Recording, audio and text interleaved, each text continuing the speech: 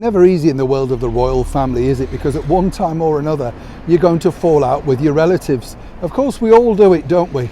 Oh, yes, you do. I'm sure we've all got somebody in the family you don't speak to for whatever reason. You know, it's the person we never mention at family do's, isn't it? Christmas parties, anniversaries, weddings, that sort of stuff. But if you are, of course, a member of the British monarchy, then that's on a world stage, isn't it? And that's the bigger problem. Now, of course, for Prince William, hitting 40, it does appear that he's got a lot of problems with his very close relatives. Let me explain. Hi, good morning, Neil Sean here in the very heart of a beautiful Yorkshire today. Lovely as ever to have your company. And yes, we will be returning to London, sadly very soon. I know a lot of you miss it. I'm looking forward to it, by the way. There's rail strikes, tube strikes, can't get anywhere. You know, there's hardly anything delivered in the supermarkets. I know you're all nodding. It sounds like your world, doesn't it? That's the problem, isn't it? We're now living in this world that sadly, wherever you turn, you're going to have a one dramatic thing like the pandemic. And we never really get over that, do we? We're all very cautious. Hope you're all wearing your masks. What do you mean? You wish I was? Yes.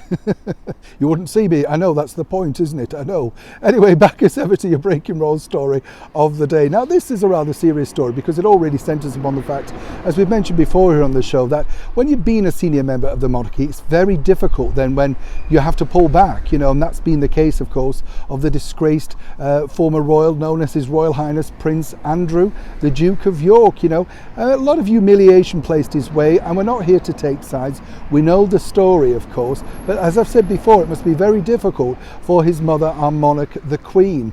But now, as you can imagine, Prince William and both Prince Charles have had to make some rather dramatic decisions about the role in which Prince Andrew now plays in the monarchy moving forward. We saw him recently being once again removed from returning to Royal Ascot, and then of course he had a very small role in his late father, the Duke of Edinburgh's funeral. A lot of people were up in arms by the fact that he walked our monarch into church. Nothing wrong in that, it's his mother, and that was his father. Don't really see a problem.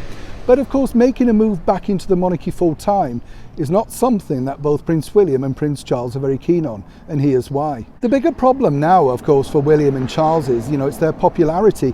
How will this be played out if, of course, they have to put their foot down and say this isn't what the public wants? Now, as you can imagine, both Prince Charles and William have to give the final say over to our gracious monarch, the Queen. And the difficulty with that is that she's obviously looking at it with both sides.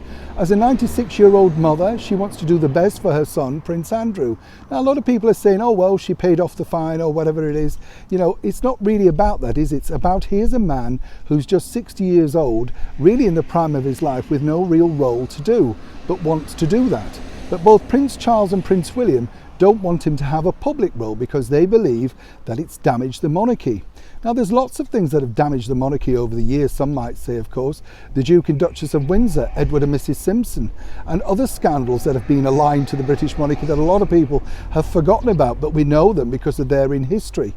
But moving forward for William and Charles, they have to do the right thing, particularly in this social media age, because everybody's judged on what goes out online, pictures.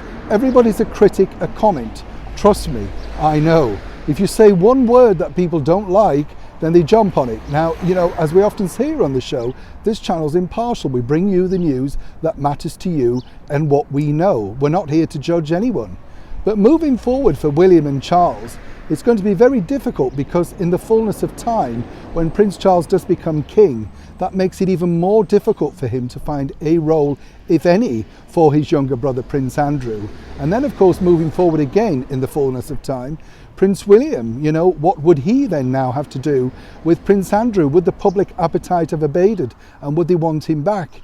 Either way, right now, both of them, father and son, have decided in the current climate there's simply no return for His Royal Highness Prince Andrew, the Duke of York, back to a full-time role in the British monarchy. And this is something that sadly is upsetting our gracious monarch, Our Majesty the Queen. As ever, when I know more, you'll know more. Neil Sean in the very heart of Yorkshire.